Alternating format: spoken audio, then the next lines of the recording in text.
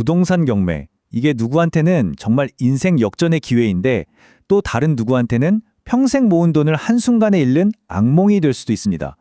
이 차이를 만드는 게 뭔지 아세요? 바로 서류 하나를 잘못 이해해서 생기는 겁니다.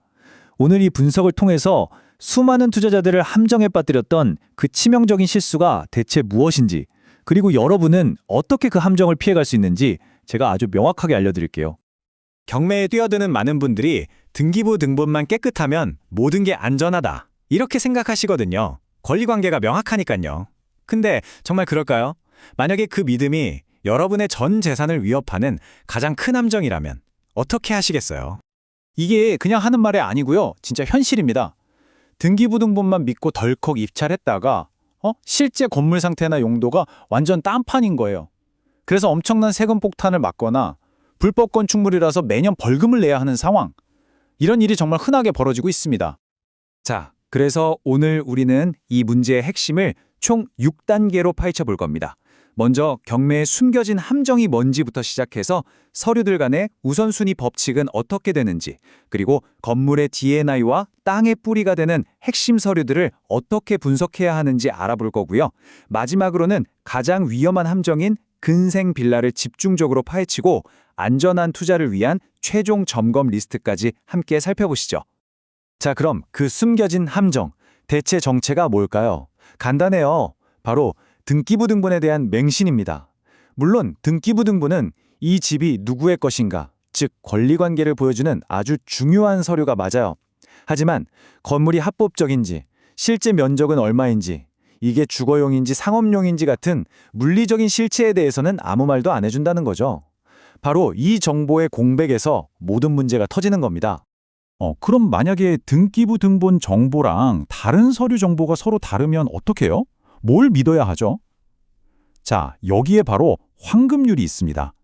모든 서류가 동등한 힘을 갖는 게 아니고요. 정보의 종류에 따라서 우선순위가 딱 정해져 있습니다. 바로 이 화면, 이게 핵심입니다. 이건 꼭 기억해 두세요.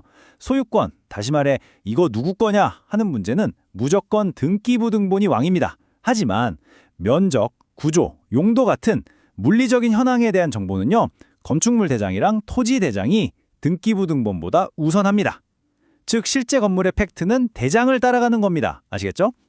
자, 그럼 그 중요한 대장 중에 첫 번째, 바로 건축물 대장을 한번 뜯어보겠습니다.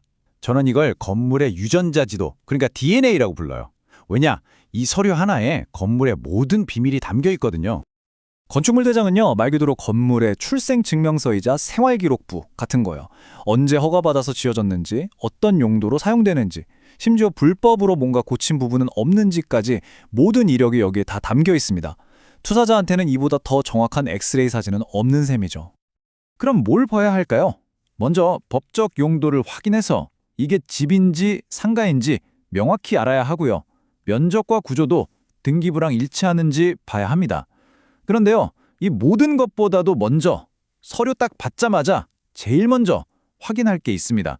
바로 오른쪽 상단에 찍혀 있을지도 모르는 노란색 도장이에요. 만약에 이렇게 위반 건축물이라는 노란색 글씨가 쾅 찍혀 있다? 이건 그냥 초대형 적색 경보가 울리는 겁니다. 이 건물에 불법적인 부분이 있다는 뜻이고요. 낙찰받는 순간 여러분이 이 골칫덩어리를 그대로 떠안게 되는 거예요. 원상복구를 하거나 아니면 매년 벌금을 내야 할 수도 있다는 거죠. 건물 자체만큼이나 중요한 게 바로 그 건물이 서 있는 땅 아니겠어요? 이제 땅의 근본, 땅의 족보를 알려주는 서류, 토지 대장을 분석해 볼 시간입니다. 건물에 건축물 대장이 있다면 땅에는 바로 이 토지 대장이 있습니다. 토지 대장에서는 제일 먼저 지목을 봐야 합니다. 이 땅을 어떤 목적으로 사용할 수 있는지 정해놓은 건데 이게 대지가 맞는지 확인해야겠죠. 면적과 주소도 다시 한번 꼼꼼히 대조해 보시고요. 매년 발표되는 공시지가를 통해서 이 땅의 가치가 과거에 어땠는지, 지금은 어떤지도 파악할 수 있습니다. 자, 이제 오늘의 하이라이트입니다. 경매 초보자들이 가장 많이 그리고 가장 크게 당하는 함정, 바로 근생 빌라입니다. 이름부터가 뭔가 좀 복잡하죠? 겉보기에는요, 정말 완벽한 주거용 빌라, 심지어 아파트처럼 보이기도 해요.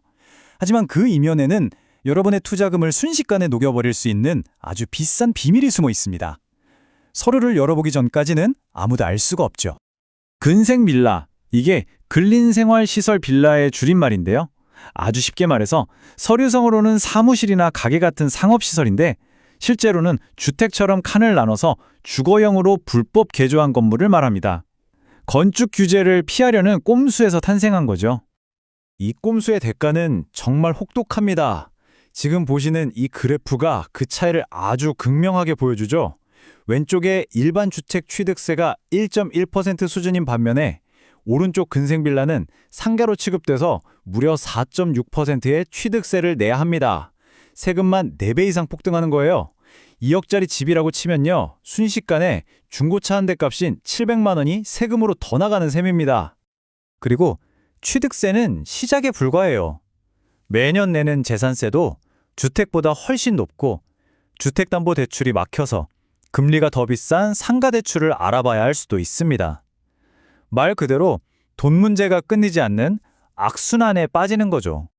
그리고 최악의 시나리오가 바로 이 이행강제금입니다. 불법 용도 변경이 적발되면 원래 용도인 상가로 원상 복구할 때까지 매년 벌금이 나옵니다. 이 벌금이 한 번으로 끝나지 않고요. 해결될 때까지 계속해서 여러분을 괴롭힐 겁니다. 정말 무섭죠? 자, 이렇게 위험한 함정들에 대해 알아봤으니 이제는 이걸 피할 수 있는 명확한 행동 계획을 세워야겠죠. 여러분의 소중한 자산을 지킬 수 있는 최종 점검 단계입니다. 안전한 투자를 위한 검증 프로세스 딱 3단계만 기억하세요. 첫째, 서류 교차 검증.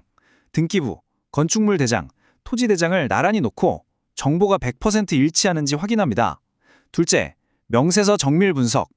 법원의 매각물건 명세서 비고란에 뭔가 숨겨진 경고 문구가 없는지 돋보기로 보듯이 살핍니다. 마지막 셋째, 현장 방문. 서류 속의 집이 실제와 똑같은지 여러분의 두 눈으로 직접 확인하는 겁니다. 결론은 간단합니다. 권리를 증명하는 등기부 등본, 그리고 물리적 실체를 증명하는 건축물 대장과 토지 대장. 이 세 가지 서류가 서로 충돌 없이 완벽하게 맞아떨어질 때 바로 그때 비로소 여러분은 안심하고 입찰에 참여할 수 있는 겁니다. 오늘 이 분석을 통해서 여러분은 이제 단순한 투자자를 넘어서 서류 뒤에 숨겨진 진실을 꿰뚫어 볼 수 있는 눈을 갖게 되셨습니다.